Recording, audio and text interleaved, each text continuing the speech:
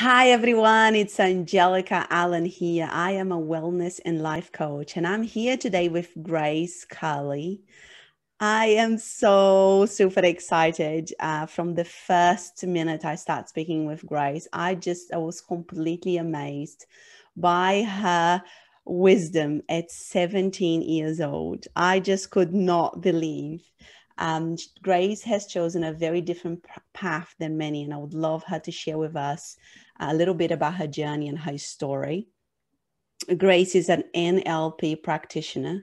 She has just completed a Bachelor of Holistic Health Science, and she's an author of a beautiful book called Finding Lost Stars. Hi, Grace. How are you? Hi, Angelica. I'm great. How are you? I am good. Thank you so much for taking the time to be here with us. I must admit that as somebody who has a daughter, I have, previous to having kids, one of the things that really scared me was having teenager kids. And I think you have taken a little bit of that fear away just by knowing that someone like yourself is out there to help people to understand, help teenagers or young people to understand a little bit more about themselves on the inside out. And I think that is such a beautiful mission. I would love you to share how you got here with us. Okay, so, well, I first of all am lucky enough to be born into an incredible family. So my family is incredibly loving and wise and conscious and accepting and supportive of anything that I've chosen to do. So they've always given me the freedom to choose what I wanted to do, and they've always supported me in every way. So I know how rare that is to have that kind of relationship with your family. So that already gave me such a boost from the start. Like, having that kind of support and loving relationship with my family allowed me to cultivate myself because nothing was holding me back. So that was my biggest advantage already. And because of that allowed me to have the I could discern things. Like when I was in school, I was in a private school for most of my life until grade 10. And so people in school, in private schools, and just kids in general have a hard time finding their center because we're always bombarded with a lot of drama and a lot of distractions, such as like social media. So there's a lot of confusion. And like a lot of kids and teenagers now are constantly exposed and programmed by those frequencies that make them addicted to attention and drama and the insecurity and the inferiority. So like they must buy whatever an influencer is advertising to be worthy and accepted. And also the entire education system is also designed to break kids down into a state of weakness and ignorance and subordination, because they create the problem to then give kids the illusion of a solution, which they will then exploit to control them. And I was aware of that because of the foundation built that I had from my family. And because I was aware of that, I decided to leave school after grade 9. Wow. So after I completed grade 9, and then after that, me and my family went traveling to Europe for a few months, which was my lifelong dream. That it was for me, really, because that was I'd always really dreamed of seeing the great artists and the great works of art, like the Last Supper by Leonardo da Vinci and the Sistine Chapel by Michelangelo. Like those were like spiritual experiences for me, and I will never ever forget those experiences. So I would not change a thing of making that decision. And then during that year, after I came back from Europe, we decided to homeschool me for a year to see how it went. So, but it wasn't that my parents were teaching me. They weren't sitting there teaching me things. I was responsible for myself, and I was controlling what I learned, how I learned it. And so I would do online university courses that were accredited courses. So you can, have assignments and exams, and then they have a certain amount of credits that you get from completing them. So I did a few of those, such as psychology with Yale and the financial literacy. And I also did my NLP certification. Yes. Yeah, and I did that for about a year. And I also wrote a lot of essays regarding my Europe trip, and that essay is on my website. And so halfway through that year, towards the end of the year, my mom discovered Quantum University. And we decided to enroll me into that because it was something that I've always knew that I would do. Like, even if I didn't make a career out of being a doctor, I always knew that I wanted to be educated in that subject, because I knew, being in that family who were natural medicine doctors and nutritionists, that I knew how important it was. And I was in that environment, so I already knew quite a bit of the foundation of it. And so we decided to enroll me in that online. And I had planned to get my degree by the time my friends graduated from grade 12. Wow. So, sorry. So there's so many beautiful things that you have said. There's so many things that I just wanted to maybe clarify to people, because I think that you have chosen a path that you have taken charge of your own destiny. And going back to that first thing that you said about this fear that the education system put on us, right? Can you elaborate a little bit more around that? Because I think that, coming from Brazil myself, for me, and I know I'm a lot older than you, but there is still that stigma that you can only have one way, right? After you have to complete school, and then after you have to go to university, so you can kind of be someone, have a chance in life, right? So what you've done is took charge of your own destiny, and you start creating a different path. So how did, tell us a little bit more about this, the stress that is put on students at that age. And, this illusion that you were talking about, student debt is a massive problem. People are coming out of, universities with a massive debt and without any jobs to go to. And there is a lot of them that don't even follow what they have studied. Yeah. So, to talk to us a little bit more about that.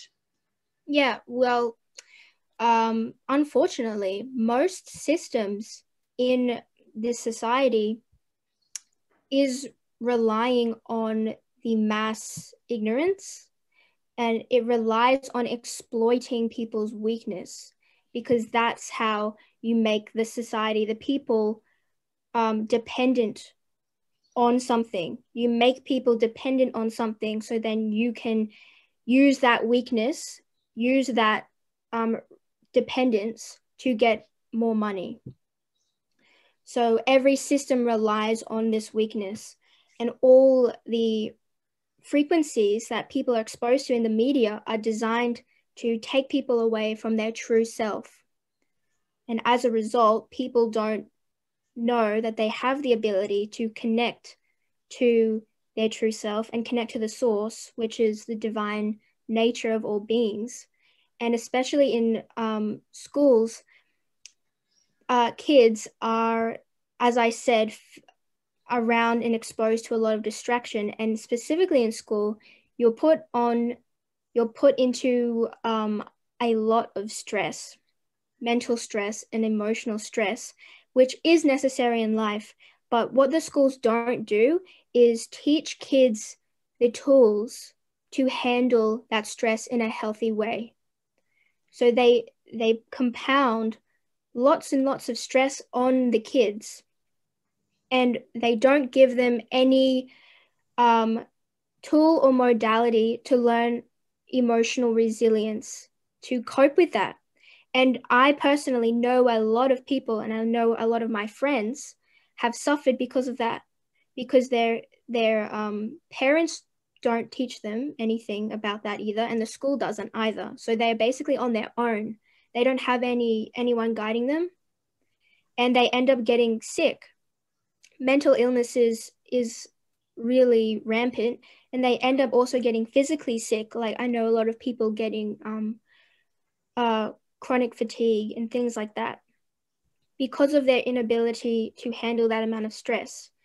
And I believe that the schools really do need to step up in that way to give kids the tools to deal with that and to deal with emotional stress as well as mental stress, because that is one of the most important things in real life. And since school is trying to prepare you for real life, I believe that they should give you that knowledge so then you can learn how to deal with real life in a healthy way.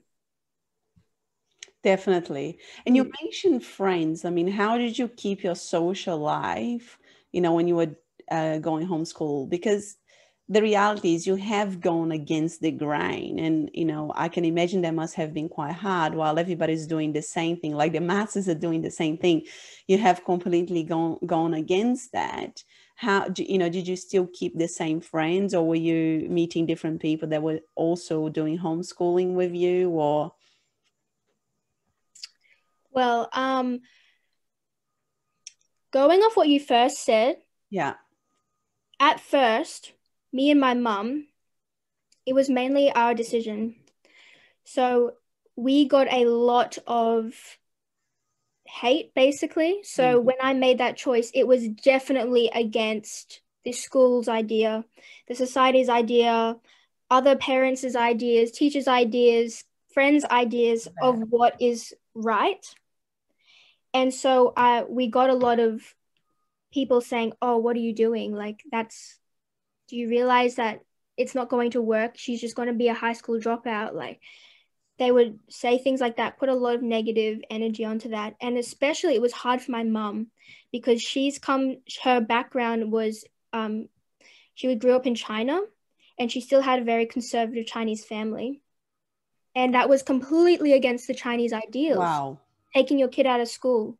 And so she copped a lot of slack from her family. But both me and my mum kept really clear. We had a lot of clarity on what I wanted to do and where I wanted to go. So that's the outside external opinions of others didn't really matter to us because we had such strong core values, which is something very important for especially young people, because that becomes the foundation of your identity and then the foundation of your family.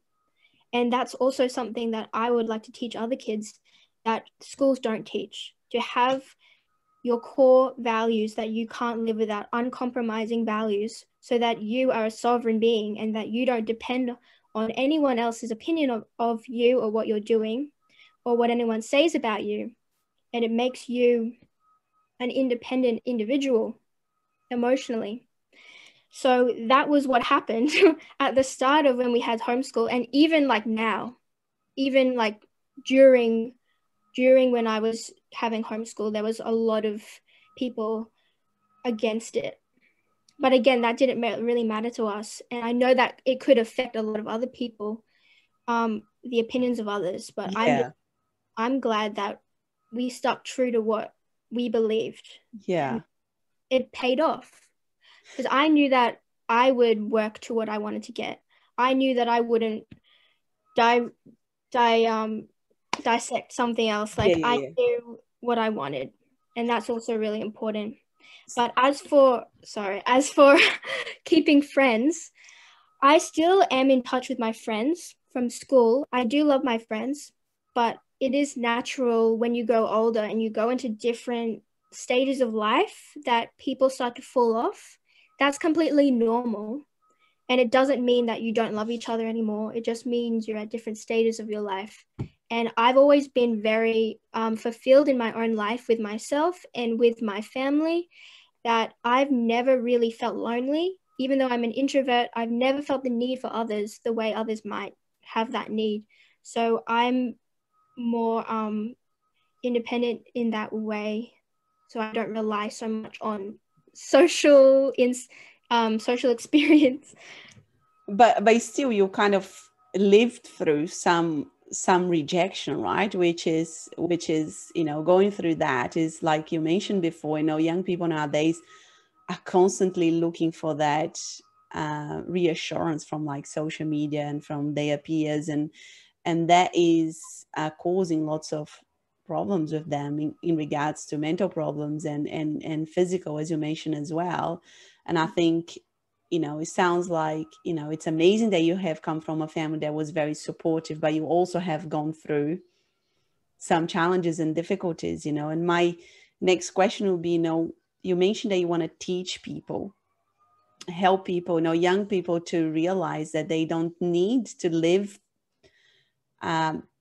to this, just to the expectation of the society, of what other people think of them, that they need to find their ground and find who they are and be certain around that. Like, what would you say to somebody they are not potentially lucky enough as you to come from a family that is so supportive? How can they get there? People that are being exposed to a different reality at home, because I know it's quite important, the support that you have received from your mom and dad. When you have lots of issues at home, which I think most of people have, it's very, very difficult to find yourself at a young age, because you're trying to deal with a lot of turmoil at home. Yeah. Well, just like I don't want to speak for others. Like, I personally have a very different experience to others, and I know that it's quite unrelatable for others. As you said, like, most people have trouble at home. And so I think, like, all that I can say really, if you don't have the support of your family, you don't have that kind of environment, that you do need to be conscious enough of your situation to then go and seek for education yourself, seek for help yourself. Because if you are aware of the issue, you are aware that you cannot grow in this small, limited environment, you cannot grow in this circumstance, you must seek elsewhere. And that is the first step, that you need to be firstly aware of that, and know that you are not a victim of your circumstance, not a victim of your environment. And the second thing is to take that initiative of stepping out of that circumstance and reframing it so that you are not bogged down by it. So, because luckily we are at an age where there's so much free access to everything. There's so much free information, free education online, just one click away. But a lot of people don't take the initiative to search for it. So that's one of the things, like, first being aware of that, taking the initiative, that step to seek another an alternative perspective, and then you'll be able to find some kind of something that you haven't considered before, some platform or some forum or some educational mentorship or something, just anything online that would help you. But that is up to you at the end of the day. It is up to you to make that step. Like, you can show someone the door, but it's them who has to walk through it. Yeah. Kind of thing. So that is so valid. And I think it's very easy just to stay in that victim place, and just think, well, I don't come from a perfect family. Like you mentioned in your own journey, parts of your story, they were far from being perfect. You had lots of rejection from the outside, and I can't imagine how hard it was, for your mom to explain to her family, who, like you mentioned, was very conservative, that you were doing something completely different. And I am really proud of you for sticking to your guns. That's amazing. So that is truly amazing. And now, just talking about, you mentioned that you want to, help people in, young people, and back to that again, what are the things they want to help them with, like to, what are the things they want to bring awareness of, to young people these days? Well, most people, including adults, don't know the first thing about their bodies, how their bodies work, what they're doing, the process, why they work, etc. And because of that ignorance of their own bodies, they tend to take it for granted, and they tend to take themselves and their bodies for granted, their health for granted, and they end up disrespecting and abusing that their bodies and their health by eating artificial fatty foods, alcohol, drugs, and most often they're poisoning the body with negative thoughts and emotions. Because when people are constantly feeding themselves negative thoughts and emotions, like thoughts of hatred, guilt, jealousy, irritation, anger, worry, stress, they are programming their cells with these emotions, because your cells have the electromagnetic energy and your thoughts have the electromagnetic energy that then becomes your reality. So the poisoning of the cells can then lead to illnesses, and it can lead to physical disorders, and that's when your health starts breaking down. So I would like to bring awareness to the miraculousness and the complexities of our bodies, of the human body, how these biological and chemical processes work, and how our thoughts and emotions determine our health and reality.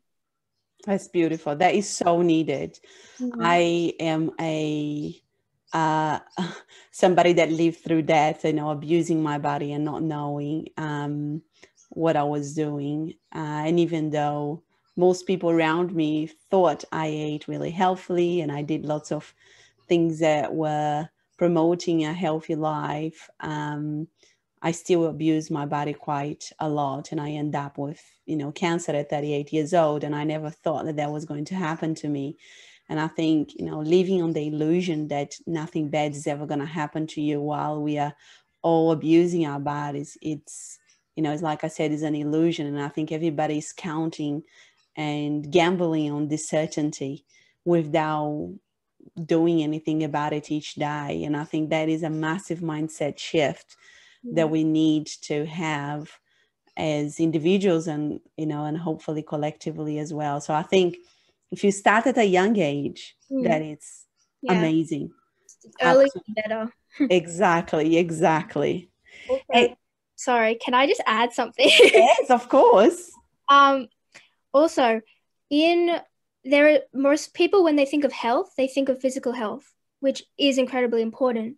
But what people don't realize or consider is that health isn't just in the physical body, it's also in the subtle bodies, in the emotionals, and the mental and energetic bodies. So a lot of people, I know people who have a perfect physical fitness regime. Like they eat healthy, they do plenty of exercise, drink lots of water, they do everything right, but they still end up breaking down. They still end up being unhealthy. And it's because they don't take care of their emotional and mental bodies. They constantly are in a state of stress, in a sympathetic nervous system, and they are constantly self-abusing in their mind. And because of their lack of health in their mind, and because they are also exposing themselves to negative energy around them, that's when their health breaks down, regardless of what they do in their physical body.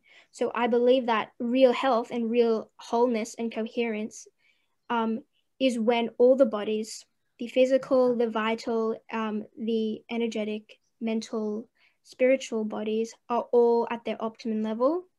That's when no disease can happen. Yeah, totally believe that, because I have been there too. And I think part of my cancer, it came from my emotional state and being constantly stressed. and holding on to some emotional traumas that I didn't have to hold on to. And yes, if you can, like you mentioned before, resolve all of that, even as a young person, if you're living in a far from ideal situation at home, if you can become aware of what's happening at home and start seeking a different path and start, rewiring yourself to live, in your mind in a different way than your parents, and stop becoming a victim of your own reality. I think the better it is if you do that at an early age, because obviously the older you get, also it's more challenging, and it's more damaging to your physical and mental body too. So yeah, I agree with you totally. And I think, mental illness for young people today, like I said, is skyrocket. And that's not only because of what happened this year. This has been going on for a long time. So I think lastly, or actually, I would love you to talk a little bit about your book.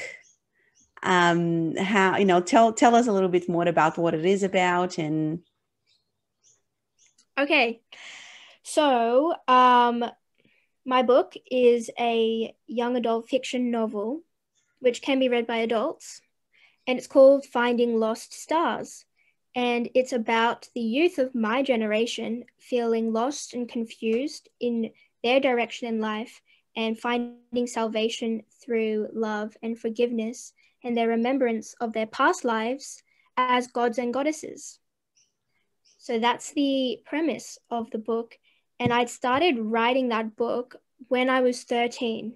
Wow. I started writing it when I was 13 in school. And I'd written the first draft, but then it took 2 years of development, of rewriting and editing to get it to where I really wanted it. And obviously, as I got older, I got, I got wiser. As I got older, had new perspectives. So there was a lot of stuff that I wanted to reevaluate from the first time I wrote it as a 13-year-old. Awesome. And then I only published it last year. I published it last year. And it was originally, it had a lot of names before it got to this name. The original name was The Light That Binds Us. Oh, wow. That's beautiful too. That's a beautiful name. So what I did was I decided to independently publish it. So I had full control of it. And I wanted to have it published physically, so I could then give that copy to Hugh Jackman. Wow. Yeah. That's amazing. When amazing. I met at his show. Because he inspired me to write it when I was writing it. He really inspired me through his movie, The Greatest Showman. And so that's when I independently published it as Finding Lost Stars. But I still, I do want to traditionally publish it at some point, but I do also believe that as I'm older now and I'm wiser now, that there is still stuff that I want to change about it. It is a beautiful story. So is this story, can you tell us just briefly what the story is about? Well, yes. So my main character is a 17-year-old boy named Oscar, and he has an illness. And he also is very mentally depressed. And the story begins when he goes to an art therapy group that his mum sends him to. So it's an art therapy group. And in this art therapy group, he meets a lot of other young people with their own tragic backstories and their own issues that they still have to deal with. And together in this art therapy group, each character, you see perspectives from, you see people's different experiences in their own life, but you also see how differently they deal with it. Some of them have the same experience, but they deal with it very differently, completely differently, or they see it in a very different way than this other character would see it, would see their own experience. So I wanted to write it like that because everyone has different perspectives of what they go through. People have very different ways of dealing with their own trauma. There is no really right or wrong way, but there are ways that are better because they end up freeing you. When you let go of your past trauma, it ends up freeing you, and it ends up freeing your future generations when you then have kids.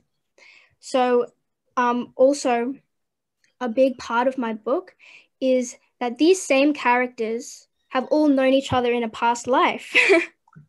Wow. Yeah, so they all have a connection already because they find a family together in the modern life, but they've also known each other in a past life. And the past life is set in ancient Greece, where there are gods and goddesses. So there is a lot of Greek mythology incorporated.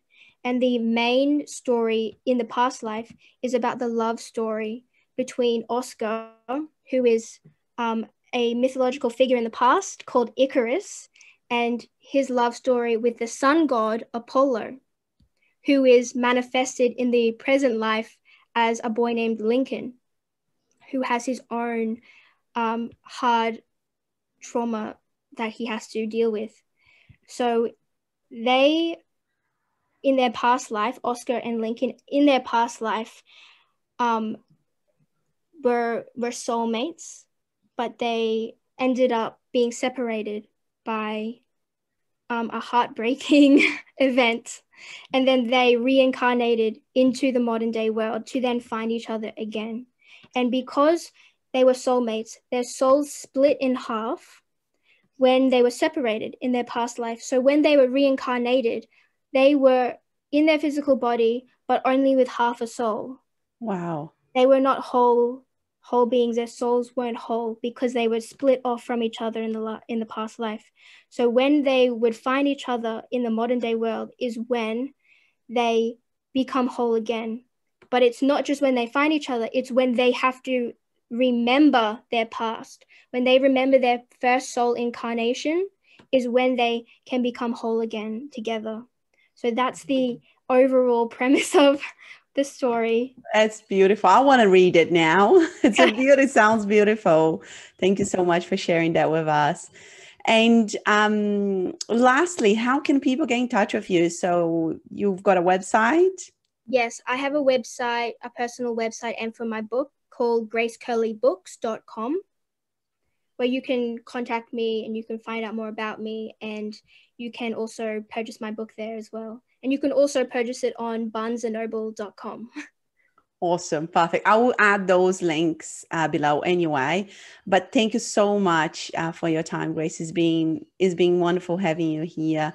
I hope, I am pretty sure you're going to help many people, and I hope many people can watch this interview, especially, at your age. I think is definitely a very